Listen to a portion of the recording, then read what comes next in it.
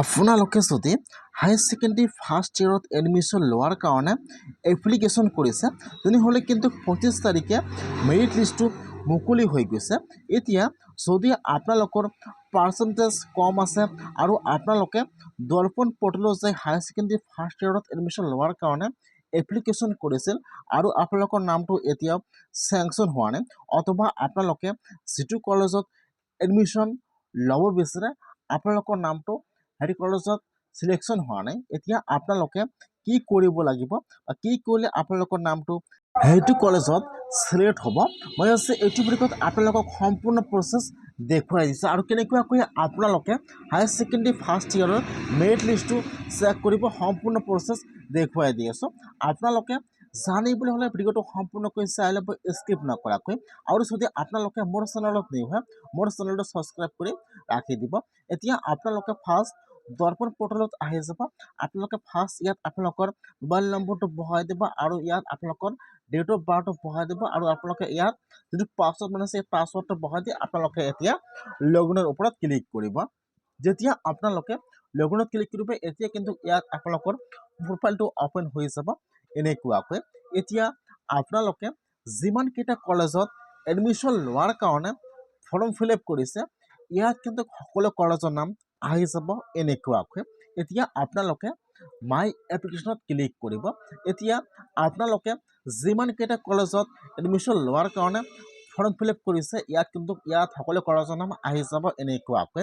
এতিয়া আপোনালোকে যিটো কলেজত এডমিশ্যন লোৱাৰ কাৰণে আপোনালোকে এপ্লিকেশ্যন কৰিছে আপোনালোকৰ নামটো সেইটো কলেজত চিলেক্ট হোৱা নাই, এতিয়া আপোনালোকে সেইটো কলেজত এডমিশ্যন ল'বলৈ হ'লে এতিয়া আপোনালোকে কি কৰিব লাগিব জানি লওক। ইয়াত চাব, ইয়াত আপোনালোকে যদি চাইডে বা পাৰ্ট যদি আপোনালোকৰ নামটো কিন্তু খালী বৰ্তমান এটা কলেজত চিলেক্টেড হৈছে বা যিটো কলেজৰ পাৰ্চেণ্টেজ কমত লোৱা হয় তাত কিন্তু আপোনালোকৰ নামটো চিলেক্ট হৈছে।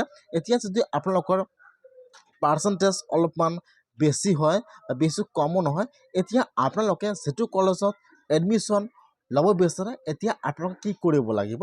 এতিয়া কিন্তু যিহেতু বৰ্তমান ফাৰ্ষ্ট লিষ্ট ওলাই আহিছে এতিয়া কিন্তু আপোনালোকে ৱেইট কৰিব লাগিব।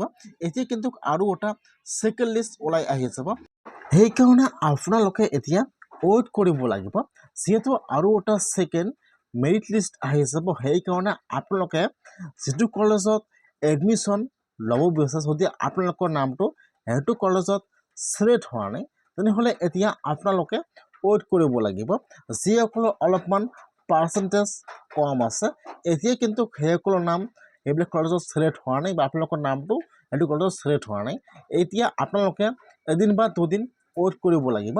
যেতিয়া আৰু এটা ছেকেণ্ড লিষ্ট আহি যাব আপোনালোকৰ নামটো কিন্তু সেইটো কলেজত আহিব পাৰে।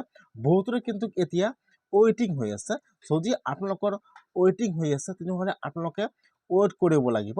যেতিয়া আৰু এটা ছেকেণ্ড লিষ্ট আহি যাব আপোনালোকৰ নামটো কিন্তু সেইটো কলেজত 100% আহি যাব।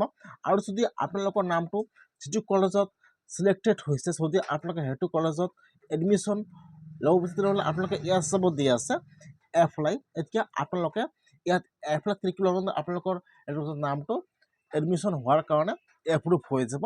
আপোনালোকে সেইটো কলেজত যে আপোনালোকৰ সকলো ডকুমেণ্ট তাত জমা কৰিব লাগিব, তাৰপিছত আপোনালোকে সেইটো কলেজত এডমিশ্যন ল'ব পাৰিব।